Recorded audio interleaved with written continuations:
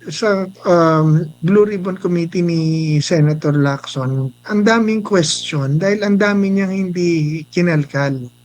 Parang pinaliligtas niya ang Pangulo sa investigasyon, itinuro na ni Saldi, hindi niya pinatatawag si Martin, hindi niya pinatatawag ang Brave 18.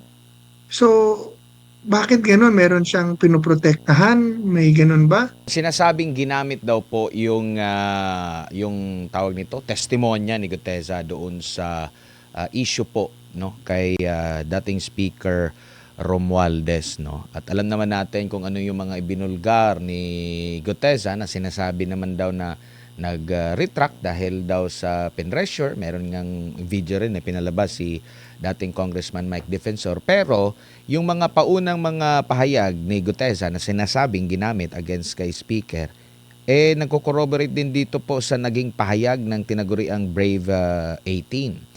At sumusuporta din sa pahayag yung binabanggit din lately ni former governor Chavit Singson, na kumukonekta naman dito sa sinasabi rin ni Congressman Zaldico. Meron din siyang mga ni-reveal, no, sa mga past videos na sinasabi naman dito ni Speaker din po, no, na hindi siya papayag na siya kumbaga makokonekta na ba natin dito, kaya't kailangan na talaga na mas bigyan ng priority considering trilyong piso ang pinag-uusapan dito at napapanahon na para mas mapagtutuunan ito ng pansin at imbitahan na dyan po sa Senado, sa Senate Blue Ribbon, considering sinabi din ni SP Soto na willing daw siyang ibalik yung investigasyon ukol dyan.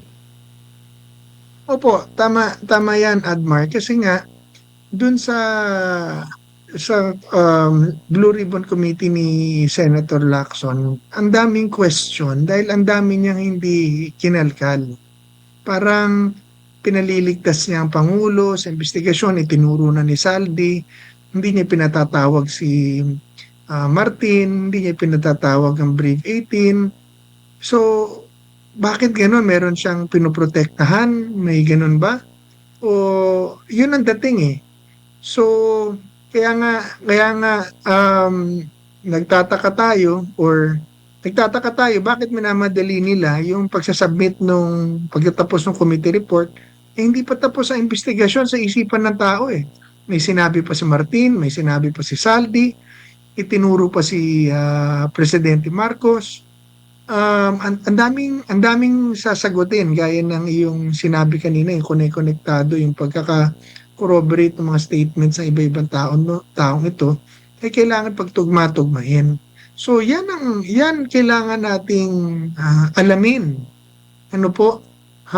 Dahil itong mga paraan ng gobyerno ngayon, lumalabas, gusto nilang taasan ng buwis ng mga bilyonaryo daw.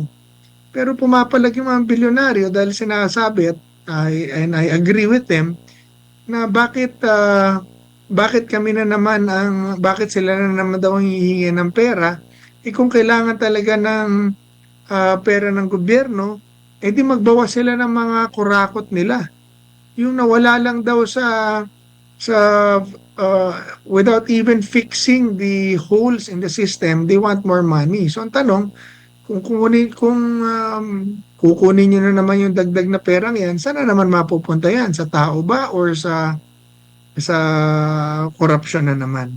So, kaya we need to do a, a real reform and revamp dun sa mga sistema at mga taong nangurakot, dahil kahit sa dagdag ng krisis, sa gitna ng krisis, kahit magdagdag ka ng magdagdag ng pera, kung butas naman ng ating sisidlan dahil sa korupsyon, hindi rin mapupunta sa tao yung pera. So, yan po ang tanong sa ating sa ating lahat ngayon. Bakit yung dinidikdik nyo yung impeachment ni VP Sara, samantalang kung talagang gusto niyo ng accountability, bakit hindi niyo imbestigahan lahat? Bakit yung mas malaki ang inyong itiniisang tabi at yung mas maliit na issue ang inyong fino-focusan? Dapat sabay-sabayin niyo lahat yan, sama-sama niyong imbestigahan yan para maging malinaw sa tao at fair. Makikita nila na totoong katarungan itong nangyayari, hindi selective justice, hindi politika lang. Sir, good evening sa MJ ito.